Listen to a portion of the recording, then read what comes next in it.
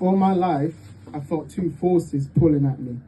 I've known them so long, I've given them names, you see. One's called love and the other ambition. Whenever they speak to me, I just sit back and listen. Love's always first, and he's like, I know you've been drastically changing, so I applaud you for all your patience. I see you just in a different space now, and you're choosing to embrace it. Still searching for serenity while manifesting a new reality.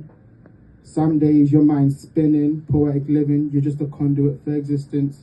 Your lessons accumulative like you learned the Fibonacci sequence. Even when love's closing in from all different sides, you're still like, still I rise as my angel sighs. The rows that grew from concrete, because you were raised in a garden where no soil was fertile. A place of yin and yang, still you're the bright spot instead of a dark circle. People around you lacked ambition, so you had to ask yourself the question, will I knowingly continue the cycle again, or rise to the version of me that beckons through my pen? Back then, you decided that growing pains are more than just body aches. It's realizing how much is at stake, then asking yourself, what would it really take? Suddenly ambition, who'd been listening with suspicion, leans forward intently and says, see, what's funny to me is that you always look at things so romantically. Don't forget, we had no choice but to grow prematurely because we felt crushed under the weight of responsibility. Between you and me, I feel like I'm the only one who sees reality clearly. Truth is, there's really nowhere to hide. It's sink or swim when you're thrown in this capitalist tide. While you sat there thinking, woe is me, I looked internally, realized I had to be a go-getter, work harder and smarter, because we've got a mother to retire and a house to buy her. And I'm tired of carrying the burdens of the dreams we're yet to see. Imagine you stood on the shoulders of destiny. Just how far could you see? What kind of man could you be? How many souls could you free? You told me to relax, but I say, what's the point of a life without me? Also, beware of heartbreak through analysis paralysis. After all these years, that was an obvious hypothesis. Remember all them times you thought you found love partly, or to realize you've been looking through a glass darkly? Because the devils you knew were sometimes fallen angels in agony, so you're telling your tender heart to first tend to thee. So I doubled down on our passions, lost to the vagaries in your own head, taught you to love the things that you felt but left unsaid. Oh, you still don't understand, love says, shaking his head. A poet survives by being a poet, sometimes in more than just art. One moment I'm pleading, be still, my beating heart. Next I'm sitting here trying to see, to love or not to love, how deep could our romance be? That's why repeatedly I'm the one you turn to when life feels too heavy.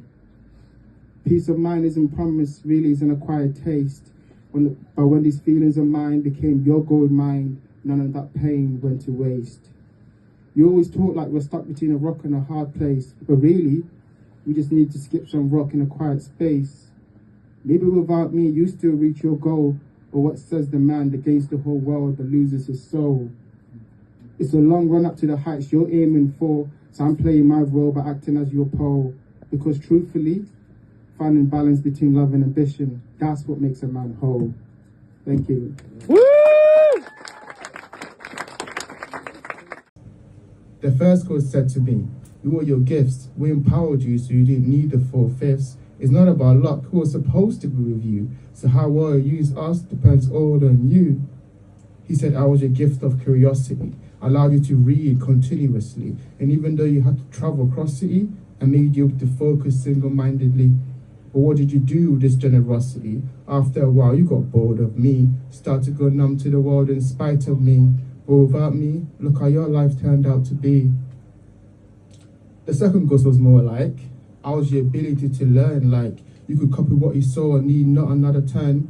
Whenever there were tests, you were always unconcerned. Running home to mommy like, guess what I just learned?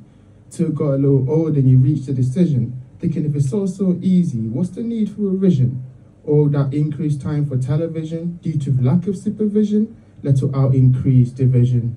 Stupid fool, what do you even need me for? You know damn well you could have used me more. But can you recall trying to pursue a cause that you would call true or all?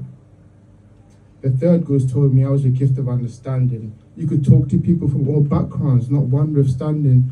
Through this you found your empathy kept on expanding, but trying to understand yourself became too demanding. So you flipped it with this girls and wonderland thing, then you crowned yourself king, cause all the attention you found yourself in. As a younger, you understood more the younger should, but that didn't excite you as much as getting numbers would. So he never used me with great persistence to break the system and make a difference. But see, that's when I found my strength to speak. I said, I'm 21 years old. What am I meant to be? Free world leader of the century? See, I couldn't have been where you think I was potentially, and I'm sorry if you went where you prefer to be, but I think you lot are deluded personally. But then there was an awkward silence. The fourth coach just said, look, if you can't see that while we're here, it's a waste of time if you can't see why we're here. And if you're in a rush to go, well, the green light's there. I was like, nah, I ain't heard from you or the fifth. And furthermore, which gift are you? He said it's all pointless or sighing. Looked at me and told me the point is you're dying. We deserve the time you never got to give us. And now your life is over. We never got to live ours. I watched them all disappear. Realized I was covered in sweat and fear, thinking how all of this was unfair. Wishing for some reason I had my sisters there.